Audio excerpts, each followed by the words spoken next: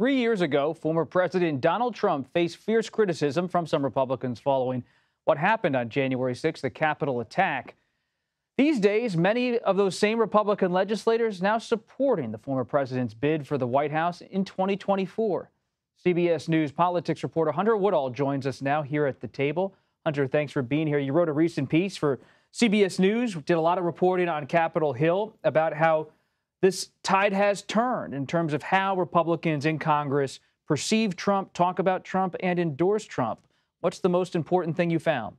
What's fascinating, Bob, is as you well know, right after January 6th, there was that, initial bit of criticism. There were people saying, hey, President Trump at that time was wrong to have said, okay, implying that the results could be overturned on Jan 6th. And when you look at that initial tenor, it's almost completely faded. I mean, let's be clear, former President Trump is, the front runner in the GOP presidential primary race right now. Clearly, he had the most congressional endorsements really this whole cycle. There were a few for Florida Governor Ron DeSantis, but there's one for former South Carolina Governor Nikki Haley. But by and large, what we've seen is that, Trump has maintained his hold on the GOP. And that's been seen by what we're seeing in these statements. I mean, when I talk to members of Congress who, were critical after January 6th of the violence, have since endorsed him, I, read them their past statements and they said, oh, I didn't say that, or said, no, I don't agree with that anymore. What explains the shift?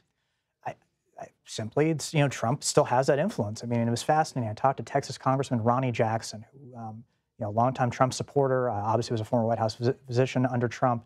And what struck me was he said, look, some people badmouthed former President Trump after Jan 6th. They thought this was going to be the end of him politically. It wasn't. They realized, hey, he still has power. He still has influence. And as Congressman Jackson said, that showed a lot about them at that point. What about, Hunter, in terms of how Republican lawmakers articulate their views about those who were present at the riot, participated at the riot? What are the terms they use now to describe them? Is it alleged domestic terrorists, insurrectionists, or hostages if they've been prosecuted? Bob, that was one of the most striking things I found. When you look at those first initial statements, after January 6th, the days that followed, when Trump was impeached by the House, you saw people use the term insurrectionist, among congressional Republicans. You saw people say domestic terrorism, domestic terrorist. That's faded away. There's still the strong sense of, hey, we condemn the violence, but they are not using such strong terms.